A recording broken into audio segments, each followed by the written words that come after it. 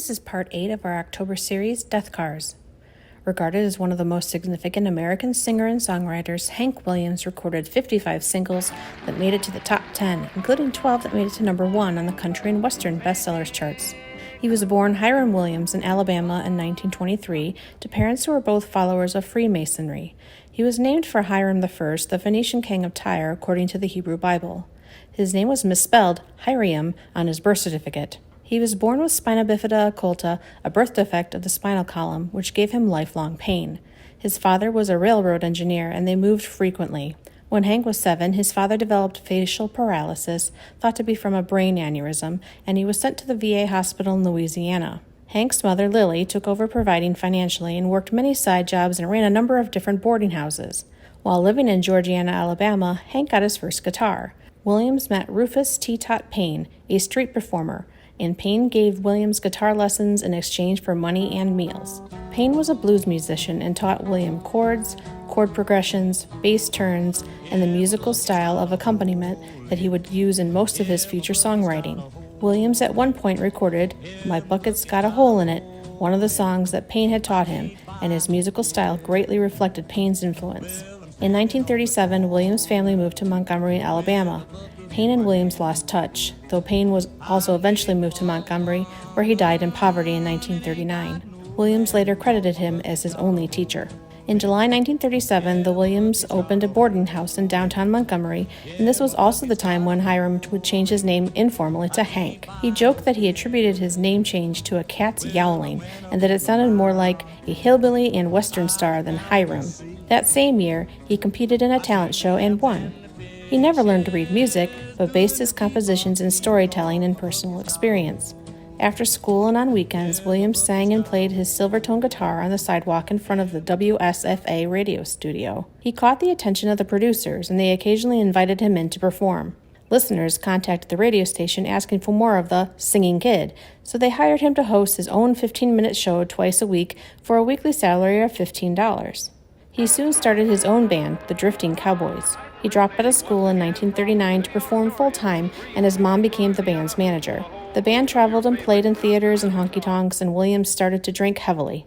In 1941, all of his band members were drafted into World War II. Williams was medically disqualified. He got replacement members, most of which refused to play with him because of his worsening alcoholism. He was fired from his radio show for that reason in 1942. During the war, he worked for a shipbuilding company and sang in bars for soldiers. He was rehired by the radio station in 1945 and started writing new songs for each show and even produced a songbook. In 1946, after a failed audition for the Grand Ole Opry, Williams approached a new music firm and sang the president a song on the spot. He liked Hank's style and gave him a 6-song deal. A few of those songs became successful and attracted MGM Records.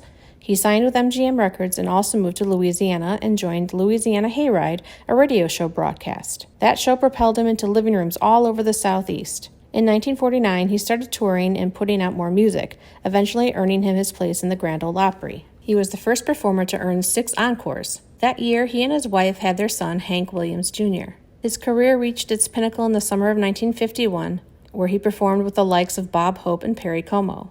In November that year, he fell during a hunting trip, re-injuring his back. He started consuming painkillers and morphine along with the alcohol to ease his pain. He began to miss shows at the Grand Ole Opry and was dismissed. His last recording session was September 23, 1952. Many stopped working with him and he began to have heart issues. On December 31, 1952, Williams was scheduled to perform in Charleston, West Virginia. There was an ice storm, so he could not fly, so instead it hired a college student, Charles Carr, who was the son of a friend, to drive him in his 1952 baby blue Cadillac Convertible. The last hours of his life passed from reality to myth with all kinds of guesses and wild stories about what really happened. One story said that Williams died at a Knoxville hotel and that porters unwittingly placed his corpse in the car for a trip north. Still others have him dying on the road with an unfinished song in his hand, bedroom slippers on his feet, and a pint of vodka in his coat pocket.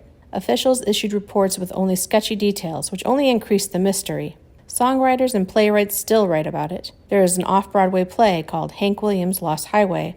A website dedicated to Williams estimates that more than 700 songs have been written about the singer, whose own recording career only lasted 5 years. But really, only Carr knew the details, and only spoke about it relatively recently. Per Carr, Williams was very much alive and wearing white cowboy boots, a stylish blue overcoat, and a white fedora when he left Knoxville at 10:45 p.m. on New Year's Eve. Carr called the Charleston Auditorium from Knoxville to say that Williams could not arrive on time due to the ice storm, so was instead ordered to drive Williams to Canton, Ohio, for a New Year's Day concert there.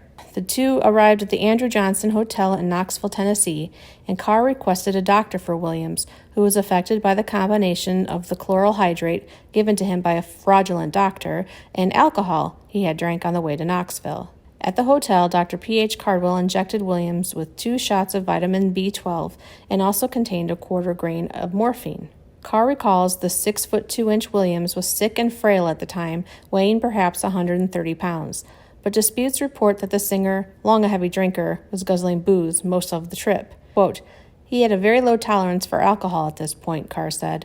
"We bought a pack of Falstaff beer in Montgomery before we left, and there were several cans left when he died." Carr and Williams checked out of the hotel, but the porters had to carry Williams to the car as he was coughing and hiccuping. At around midnight on January 1st, 1953, when the two crossed the Tennessee state line and arrived in Bristol, Virginia, Carr stopped at a small, all-night restaurant and asked Williams if he wanted to eat anything. Williams said he did not, and those are believed to be his last words. Hank had his blue overcoat on and a blanket over him that had fallen off, Carr said. "I reached back to put the blanket over him, and I felt a little unnatural resistance from his arm." Carr stopped at a gas station in Oak Hill, West Virginia, and got directions to a hospital. Williams was pronounced dead. It was later stated it was from a heart attack. Williams was placed in a silver casket, and during his funeral, an estimated 15,000 to 25,000 people paid their respects, and the auditorium was filled with 2,750 mourners. His funeral was said to have been far larger than any ever held for any other citizen of Alabama, and the largest event ever held in Montgomery. Williams' remains are interred at the Oakwood Annex in Montgomery. The death car itself was put to practical use for years after Hank's death by the Williams family. Hank Williams Jr. drove it when he was in high school. Years later, he had the car restored and displayed it in a Nashville museum. On February 8, 1999, the death car returned to Montgomery with the opening of the Hank Williams Museum, delighting its founder Cecil Jackson, who as a teenager had rotated the tires on the vehicle a week before Hank's death. Hank's legacy has outlived his 29 years. He was inducted into both country and rock and roll halls of fame. Even kids today would recognize some of his tunes, likely not even knowing it was Hank who was behind them.